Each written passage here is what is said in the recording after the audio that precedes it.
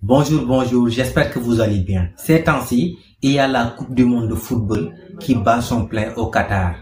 Et aujourd'hui, on va parler du problème des binationaux qui fait la une sur la toile. Notamment le problème de Embolo, le joueur suisse d'origine camerounaise qui a marqué le but qui a permis à la Suisse de remporter la victoire face au Cameroun. Ce problème des binationaux a toujours soulevé des débats, surtout en Afrique. On se rappelle du cas de Boubacar Kamara, le joueur originaire du Sénégal qui avait opté pour la France. Comme d'habitude, on l'avait insulté, crié de tous les noms d'oiseaux, critiqué comme pas possible. Cependant, pour répondre à la question de savoir, est-ce que le fait de jouer pour un autre pays est une trahison pour son pays d'origine, il me semble plus que nécessaire de cerner cette question dans toutes ses dimensions. En fait, on peut lister 4 types de binationaux. Il y a ceux qui sont nés et grandis en Afrique, il y a ceux qui sont nés et grandis en Occident, il y a ceux qui sont nés en Afrique mais grandis en Occident, et il y a ceux qui sont nés et grandis en Afrique mais qui ont cherché une autre nationalité afin de pouvoir jouer pour ce pays.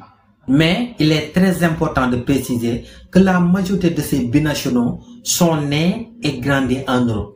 Et franchement, pour ces cas, c'est vraiment compréhensible qu'il ait comme premier choix le pays dans lequel ils sont nés, grandis et formés, qui a fait d'eux le footballeur qu'ils sont devenus. D'autant plus, ces joueurs ne viennent pas fréquemment en Afrique. Ils ne sont pas liés à leur culture, ils ne parlent même pas la langue.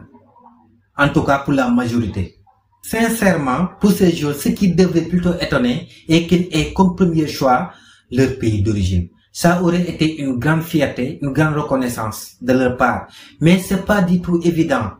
Ils sont en quelque sorte plus redevables au pays qui les a formés, qui a fait d'eux le grand footballeur qu'ils sont devenus. Maintenant, pour le cas des joueurs qui sont nés et grandis en Afrique, qu'ils choisissent de jouer pour un autre pays peut être considéré comme un manque de reconnaissance. Là, c'est compréhensible. Mais il faut noter aussi que pour ces cas, des fois leurs choix sont justifiables. Parce que souvent les gens qui les crient de tous les noms d'oiseaux ignorent complètement leurs histoires. Ils sont tout simplement gouvernés par leurs émotions et ne voient que la partie visible de l'iceberg. Croyez-moi, la partie immergée est plus compliquée et complexe. Dans certains pays d'Afrique, notamment le Cameroun, comme ici on parle du cas de Embolo, mais on sait qu'il y a des magouilles dans la fédération, des joueurs qui font la corruption à des membres de la fédération pour être sélectionnés. Peut-être ça a changé avec Samuel Eto'o-Fils, qui apparemment est très sérieux, mais dans un passé récent, on a vu le cas de Matip, le grand défenseur de Liverpool, qui a pointé du doigt cette mascarade qui est une honte pour l'Afrique. Je pense que le sentiment le plus partagé par les Africains est l'immaturité émotionnelle. Personne n'a aucune légitimité de ce qui relève de la conscience individuelle. Plus pire se passe dans d'autres secteurs.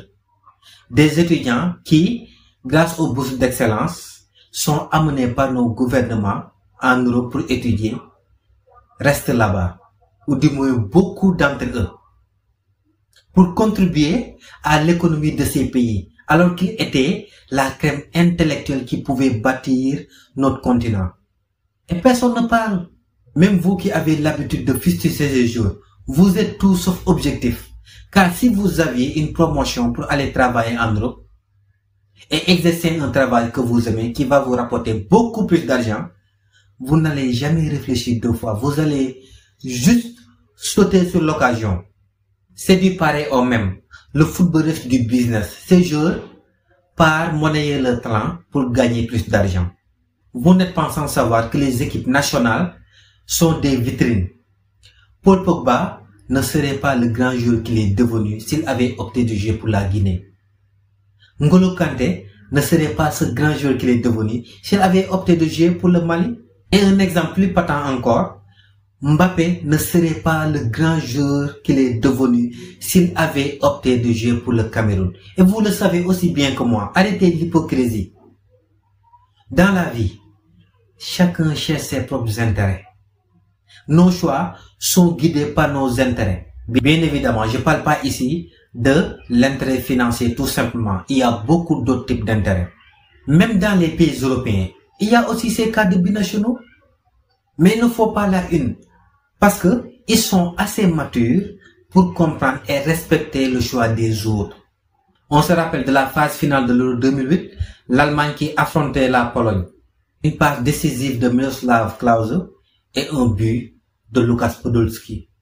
Tous deux originaires de la Pologne, avant que Podolski revienne pour doubler la mise. À la fin du match, il a clairement dit « Une partie de mon cœur est polonais ».